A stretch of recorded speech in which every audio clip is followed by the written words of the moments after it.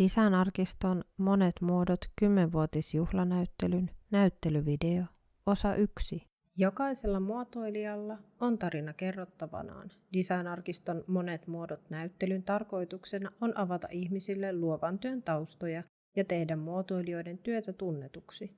Näyttelyssä esillä olevien suunnittelutöiden yhteydessä kerrotaan niiden taustoista. Monet muodot näyttely on Designarkiston 10-vuotisjuhlanäyttely ja näyttelyä sekä sen virtualisointia on tukenut Taiteen edistämiskeskus. Unatuoli vuodelta 1994, suunnittelija Timo Saarnio, valmistaja P.O. Korhonen Oy. Minimalismi on olennainen osa huonekalusuunnittelija Timo Saarnion suunnittelufilosofiaa. Se tarkoittaa hänelle selkeitä rakenteita ja tuotantoprosesseja. Vuonna 1994 huonekalutehdas P.O. Korhonen Oy:lle suunniteltu unatuoli on hyvä esimerkki Saarnion töistä. Se on valmistettu kaksiosaisella muotilla, puristetusta viilupuristeesta ja leikattu muotoonsa teollisuusrobotilla. Toisin kuin perinteisessä puutuolissa, unatuolissa ei ole lainkaan liitoksia. Tuoleja onkin hankittu tästä syystä muun muassa NATO-maiden sukellusveneisiin, sillä siinä ei ole metalliosia, jotka voisivat aiheuttaa häiriöitä.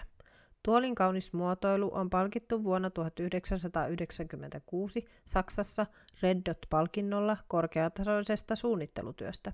Se on valittu myös Brunossa näyttelyn parhaaksi huonekaluksi vuonna 1999. Kari 1 tuoli vuodelta 1969. Suunnittelija Kari Asikainen, valmistaja P.O. Korhonen Oy. Karituoli on todennäköisesti Suomen yleisin tuoli ja näin ollen lähes kaikki suomalaiset ovat istuneet sillä. Tuolin suunnittelun lähtökohtana oli ehdoton vaatimus siitä, että tuolissa on mukava istua.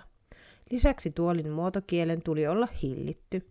Karituolin materiaaliksi valikoitui muotopuristettu koivuviilu ja kokoonpano toteutettiin ruuviliitostekniikalla. Kari 1 tuoli onkin yksinkertaisen kaunis ja se mukautuu hyvin erilaisiin tiloihin. Se on ollut erityisesti arkkitehtien suosima julkisten tilojen yleistuoli. Asikainen laajensi karituolien mallistoaan vielä käsinojattomalla Kari 2 tuolilla sekä kokonaan puusta valmistetulla Kari 3 tuolilla.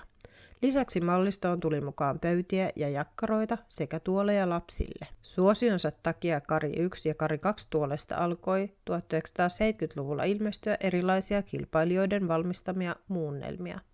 Nämä muunnelmat tähtäävät lähes aina halvempaan hintaan, joten niissä joudutaan tinkimään tuolin rakenteen vahvuudesta ja viimeistelyn tasosta. Lisäksi näissä muunnelmissa on aina jokin epälooginen yksityiskohta, jotta niitä ei voida väittää suoraan kopioiduiksi. Helkama jääkaappipakastimen ovi vuodelta 1985, suunnittelija Raimo Nikkanen, Erkoplan Oy, valmistaja Forste Oy. Helkama kylmäkalustesarjan näkyvimmäksi muotoilulliseksi elementiksi tuli pyöreälinjainen oviprofiili. Oven kokoaminen tehtiin puoliautomaattisesti eristevahdon avulla osat yhteen liimaten. Näin ollen kokoonpano tapahtui ilman ruuveja ja niittejä. Ovesta tuli niin sanottu sandwich-rakenne, joka sisällytti oven sisäpeilin hyllyn kannattimineen jäykäksi kokonaisuudeksi. Finluxin 510 OBC 20 tuuman televisio vuodelta 1978. Suunnittelija Jukka Vaajakallio, valmistaja Oy Lohja AB.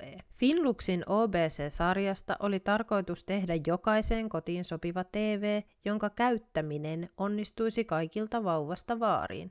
OBC on lyhenne englanninkielen sanoista Optimum Brightness Control.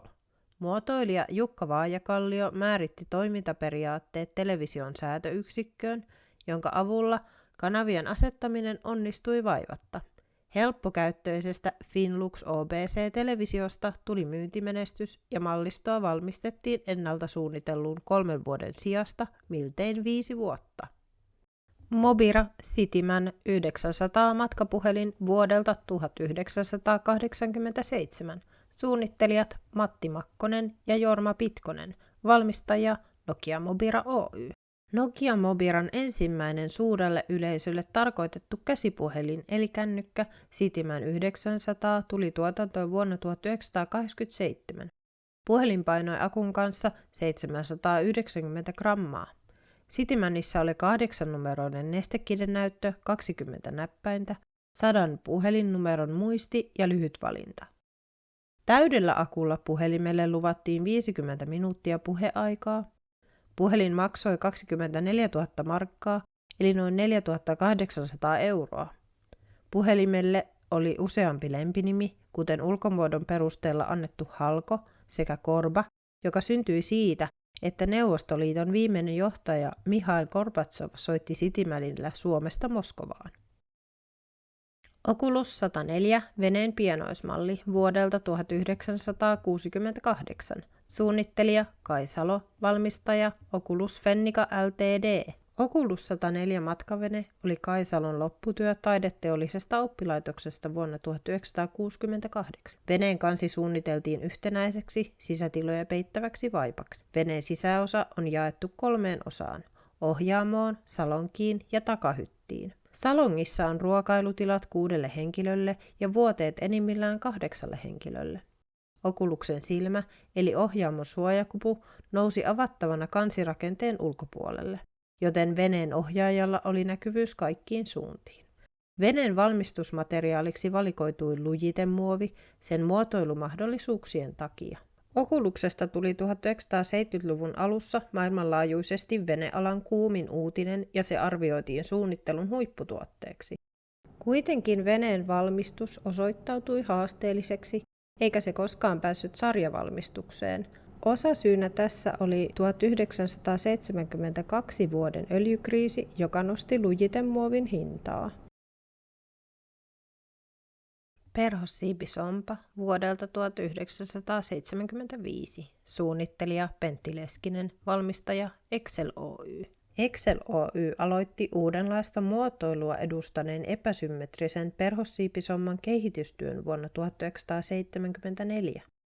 Perhossiipisomman rakenne ja toimintaperiaate poikkesivat täysin silloin tavanomaisesta pyöreästä sommasta, koska siinä ei ollut lainkaan etuosaa. Etuosan puuttumisen ansiosta sauva kääntyy lumessa kevyemmin kuin perinteinen pyöreä sompa.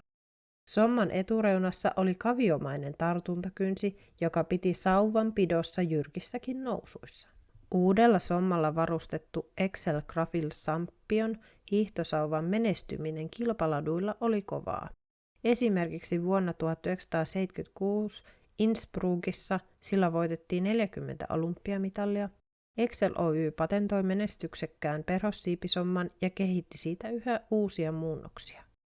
Kasvien kasvatusyksikkö vuodelta 1999, suunnittelijat Touko Korhonen ja Simo Puintila. Teollisen muotoilun opiskelijat Touko Korhonen ja Simo Puintila osallistuivat muotoilijoille suunnattuun Habitare 99 suunnittelukilpailun vuonna 1999. Kilpailun aiheena oli kodin kalusteympäristö, ja kilpailutöiden tuli heijastaa kodin henkistä ja kulttuurista ilmapiiriä sekä tietoyhteiskunnan mukanaan tuomaa muuttuvaa tulevaisuuden elämäntapaa. Korhonen ja Puintila oivalsivat kilpailun mahdollistavan heidän omien ekologisten näkemystensä esille tuomisen. Tästä innostuneena he tarkensivat itsellensä kilpailun tehtäväannon uudelleen. Kalusteympäristön suunnittelu omavaraistalouteen perustuvaan 2 ihmisen talouteen. Tämän uuden tehtävänannon seurauksena suunnittelu keskittyi ensiksi tulevaisuuden asunnon suunnitteluun, jotta olisi mahdollista määritellä tulevaisuuden asumisen kalusteympäristön tarpeet. Tutkimuksen tuloksena suunnittelijat päätyivät kasvien kasvatukseen aiheena ja siihen tarvittavaan esineistöön. Suunniteltavaksi huonekaluksi valikoituu hyllymuotoinen kasvien kasvatusyksikkö. Tämä kasvien kasvatusyksikkö, jossa ihmiset pystyisivät kasvattamaan itselleen ravintoa sisätiloissa, osoittautui kilpailussa voitokkaaksi. Tuomaristo katsoi kasvien kasvatusyksikön olevan kilpailutöistä ainoa, jossa oli luovalla tavalla käyty käsiksi kilpailun teemaan. Korhosen ja Puintilan kilpailutyö oli kokonaisuudessaan rohkea avaus tulevaisuuden kestävämpää elämäntapaa kohti.